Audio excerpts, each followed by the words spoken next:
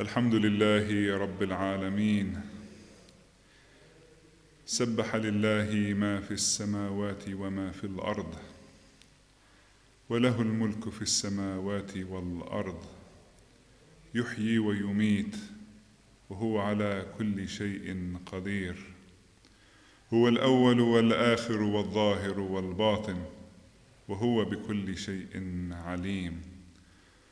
هو الله الذي لا إله إلا هو، عالم الغيب والشهادة، هو الرحمن الرحيم. هو الله الذي لا إله إلا هو، الملك القدوس السلام المؤمن المهيمن، السلام المؤمن المهيمن العزيز الجبار المتكبر، سبحان الله عما يشركون. هو الله الخالق البارئ المصور، له الأسماء الحسنى، يسبح له ما في السماوات وما في الأرض، وهو العزيز الحكيم. وتبارك اسم ربك ذو الجلال والإكرام. ولذلك أشهد أن لا إله إلا الله وحده لا شريك له، إلها واحدا أحدا فردا حيا قيوما وترا، لم يتخذ صاحبة ولا ولدا. وأشهد أن محمدا عبده المصطفى ورسوله المنتجب، أرسله بالهدى ودين الحق ليظهره على الدين كله ولو كره المشركون. وأشهد أن الساعة آتية لا ريب فيها، وأن الله يبعث من في القبور وإليه النشور. My dear brothers and sisters, Assalamu alaikum wa rahmatullahi wa barakatuh. قال الله سبحانه وتعالى في كتابه المجيد وفرقانه الحميد: أعوذ بالله من الشيطان الرجيم. في بيوت أذن الله أن ترفع ويذكر فيها اسمه، يسبح له فيها بالغدو والآصال، رجال لا تلهيهم تجارة ولا بيع عن ذكر الله وإقام الصلاة وإيتاء الزكاة، يخافون يوما تتقلب فيه القلوب والأبصار، ليجزيهم الله أحسن ما عملوا ويزيدهم من فضله، والله يرزق من يشاء بغير حساب. صدق الله العلي العظيم. Allah subhanahu wa ta'ala in these verses is talking about the characteristics or the manifest characteristics of the believers that are acquainting themselves in visiting the houses of worship, but also emphasize the characteristics of these believers and their attentiveness in regards to the remembrance of Allah subhanahu wa ta'ala, moving from the places of worship, being the masajid, the sanctity places, out into the world and maintaining that attentiveness to the remembrance of Allah subhanahu wa ta'ala. Allah says, في بيوت أذن الله أن ترفع. There are houses which God has permitted to be raised, such as the masajid, such as the hawzat al-almiyya, such as the places of visiting the imams alayhim as-salam, the shrines. These are places that Allah subhanahu wa ta'ala has given permission that they are raised, and within it وَيُذْكَرْ فِيهَا اسْمُهُ, within it His name is celebrated by those who attend these places of worship in order to aggrandize Allah subhanahu wa ta'ala within their consciousness and within their being. And as such, يُذْكَرْ فِيهَا اسْمُهُ, it says وَيُسَبِّحُ لَهُ فِيهَا بِالْغُدُوِّ وَالْآصَالِ, because in these places the believers do tasbih, glorify Allah subhanahu wa ta'ala in the morning and in the evening, in practicing, in instilling within their consciousness and in their hearts and their emotions tasbih and the glorification of Allah subhanahu wa ta'ala and the names of Allah subhanahu wa ta'ala, in as such where their minds and their thoughts are doing tasbih to Allah subhanahu wa ta'ala, and as such that their emotions are doing tasbih to Allah subhanahu wa ta'ala, and their hearts and the core of their humanity. And as such, they become within their beings ones that are glorifying Allah subhanahu wa ta'ala through this practice of doing tasbih and this practice of glorifying Allah subhanahu wa ta'ala's names. So it's moving within the house of worship, being the collective place of worship where believers may come, to the individual and its impact upon the individual, and how the individual is developed and trained to be one whose the name of Allah subhanahu wa ta'ala is actually echoing within their minds and within their hearts and within one's emotions and within their conscious. Allah subhanahu wa ta'ala continues in giving the characteristics. He says, رِجَالٌ لَا تُلْهِيهِمْ تِجَارَةٌ وَلَا بَيْعٌ عَنْ ذِكْرِ اللَّهِ. These are men who neither trading nor commerce distracts them from God's remembrance. You'll find here there's a manifest, the implication is being shown here. They are not inattentive whenever they go about in seeking their livelihood. May that either be in trade, where one is busily trying to find opportunity in trying to make sale, where we don't know that a sale or a transaction may take place, always looking out for opportunities to be able to make business or to trade with others, not knowing if it's going to be a lucky day or not knowing if one's efforts are going to be fruitful or not. And the other sense is making sale. There may be opportunity where a transaction is actually taking place, where one is given something in reward for the benefit. One, from looking at it from a very, very material perspective, and not looking at it from the context, looking at trade from the context from something holy or from a divine context, and one is just engrossed in this dunya. One may busy themselves, saying, okay, I'm going to just try and keep finding opportunities, trying to find my luck to try and bring my income. Or there may be many opportunities. There may be that one can sell all the time, can sell with a very, very high frequency. But the believer, whenever he is engaged in these things, according to this verse, is not one, that is distracted from Allah subhanahu wa ta'ala's remembrance whenever he is undertaking his trade or wherever he was undertaking his commerce. For whenever he is engaging in these things, it is not distancing themselves or distracting them from Allah subhanahu wa ta'ala. It is bringing them close to Allah subhanahu wa ta'ala whenever they reflect over the grace of Allah coming to them whenever they engage in trade or whenever they engage in sale. They contemplate over all those people that he is engaged with, and that they are the creation of Allah subhanahu wa ta'ala. They're reflecting over the systems and the laws that govern any transaction or any commerce and any trade that one looks at and sees Allah subhanahu wa ta'ala manifested everywhere. And as such, the reason for this perception and this reason for this worldview of these believers is due to the aggrandizement of Allah subhanahu wa ta'ala within their consciousness and within their feelings and within their emotions that impact their perception of things, so that they move from the place of worship outside to their trade and the transaction.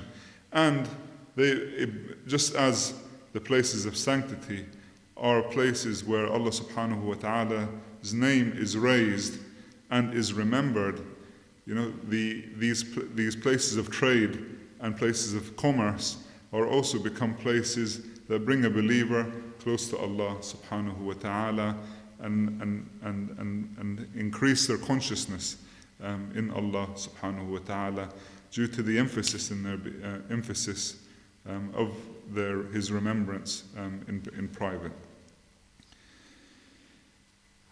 We find here that in this verse it says وَإِقَامَ الصَّلَاةِ وَإِيتَاءِ الزَّكَاةِ. This is, Iqam as-salat is to be able to perform salah. And وَإِيتَاءِ الزَّكَاةِ.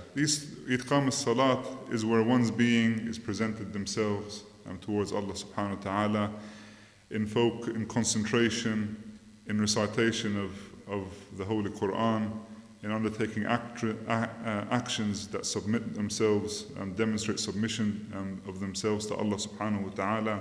And in this exercise, by living the true meaning of salah, whenever they go out into the world, تَنْهَاهُمْ عَنِ الْفَحْشَاءِ وَالْمُنْكَرِ. This takes them away from any evil action or any despised actions in the face of Allah subhanahu wa ta'ala and in their existence. But also ita is zakat, giving alms or giving out. For when a believer does spiritual giving, here it's specifically to do with kind of giving money out. Here you'll find, لا تلهيهم تجارة عن ولا بيع عن ذكر الله. In the remembrance of Allah within their commerce and within their sale has an impact upon their attachment to this actual money that they are actually making. They are able to give it out because, as I said, they have become a being, the atmosphere within their consciousness and their mind and their humanity as such. Allah subhanahu wa ta'ala's name is echoed therein, is echoed within their conscious. So when one gives, he's giving in the name of Allah.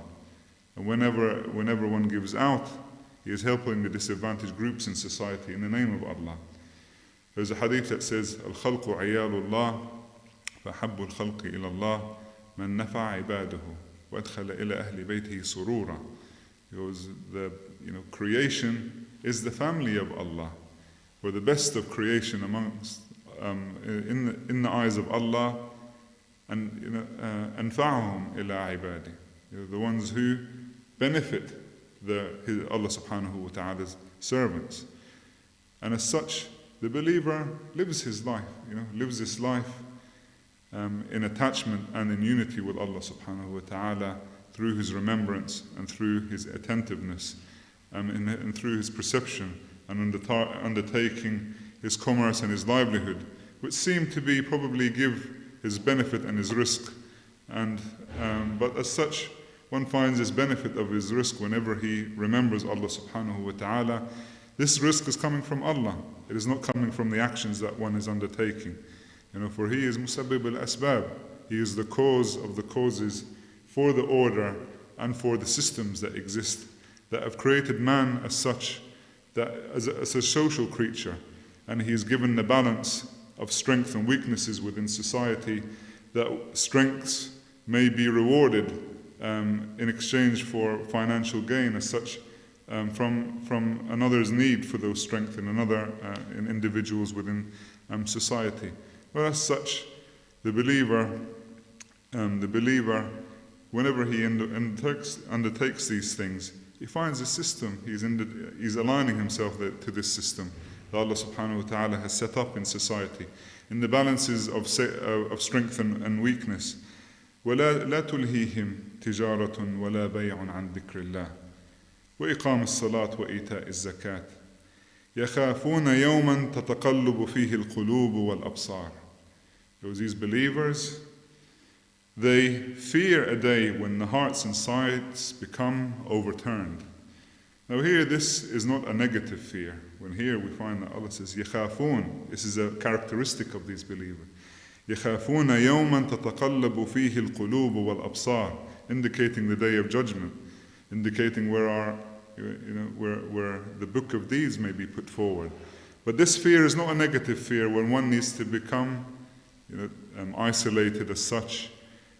This is a fear that drives action. It's not something that one needs to sit there depressed and hit. لا تقنطوا من رحمة الله. Allah says in the Quran, for those who have probably spent many years of sin within their life. No, this is a kind of fear that is a motivational fear that allows one to go to obedience rather than inaction. لِيَجْزِيَهُمُ اللَّهُ أَحْسَنَ مَا عَمِلُوا وَيَزِيدُهُم مِّن فَضْلِهِ. God will reward them according to the best of what they did, and He will increase them from His bounty.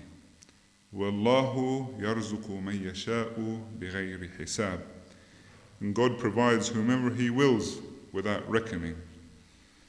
Here we find that there's an emphasis in the remembrance of Allah subhanahu wa ta'ala in these verses, as such that we need to allow our being within us to echo the name of Allah subhanahu wa ta'ala. بُيُوتٍ أَذِنَ اللَّهُ أَن تُرْفَعَ وَيُذْكَرُ فِيهَا اسْمُهُ.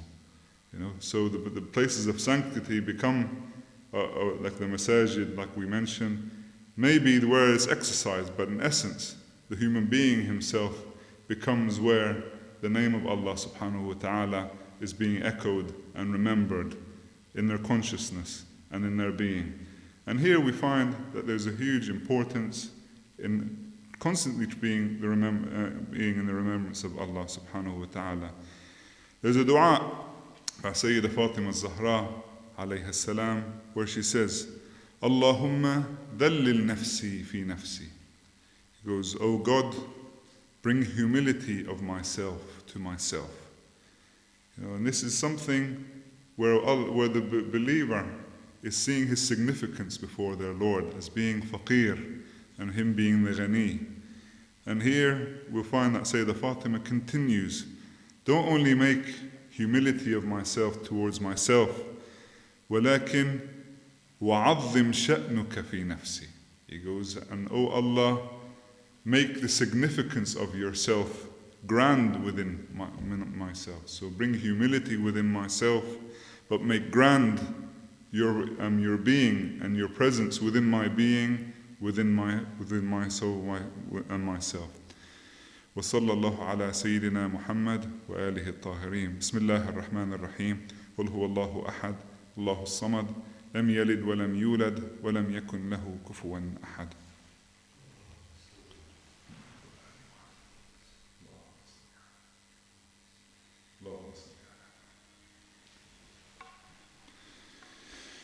بسم الله الرحمن الرحيم والحمد لله رب العالمين وصلى الله على سيدنا محمد وعلى أهل بيته الطيبين وعلى أصحابه المنتجبين وعلى جميع الأنبياء والمرسلين. Just to mention a few points regarding the current state of affairs of the world, inshallah, as it is traditional in the second khutbah. As we know, COVID-19 is still a risk. Although things have been easing and restrictions have been easing, it is still going to be around. There's still going to be an expected surge, probably coming close to the winter times. So everyone is being encouraged to give due diligence. There's spikes taking place in places which may be a risk that was taken by easing restrictions and human interaction previously for the UK population and other countries around the world.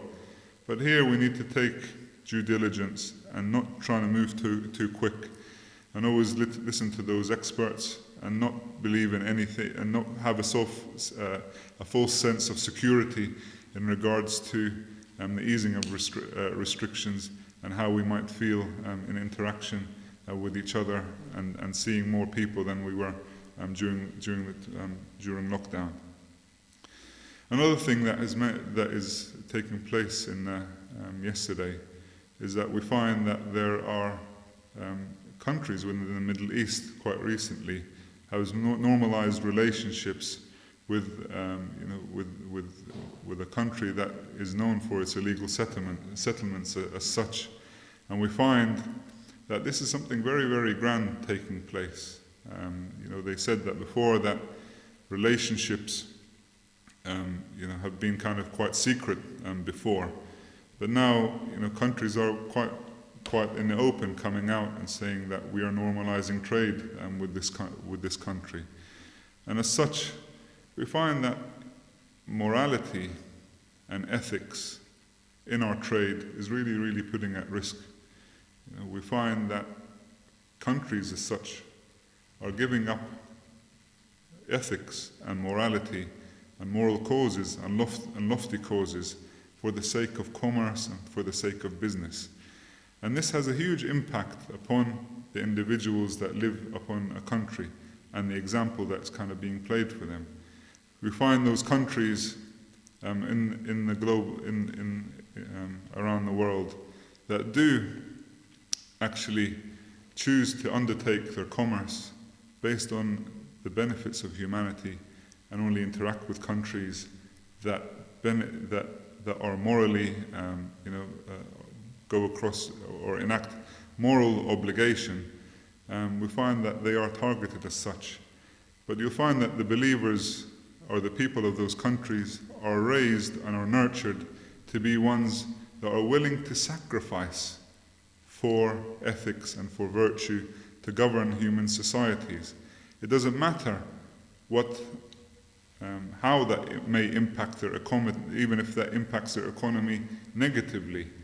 As such, they realize and they nurture the individuals within the country to sacrifice for morality and for virtues, and because they believe that is the only way that ethics and virtue and moral government may subsist within human society, rather than give up morality and ethics for the sake of economic gain. وصلى الله على سيدنا محمد وآله الطاهرين. اللهم صل على محمد وآل محمد. بسم الله الرحمن الرحيم. اللهم صل على محمد عبدك ورسولك ونبيك وصفيك وخيرتك من خلقك وحافظ سرك ومبلغ رسالاتك. اللهم صل على علي أمير المؤمنين وأخي رسول الله رب العالمين، عبدك ووليك وأخي رسولك وحجتك على خلقك وآيتك الكبرى والنبأ العظيم.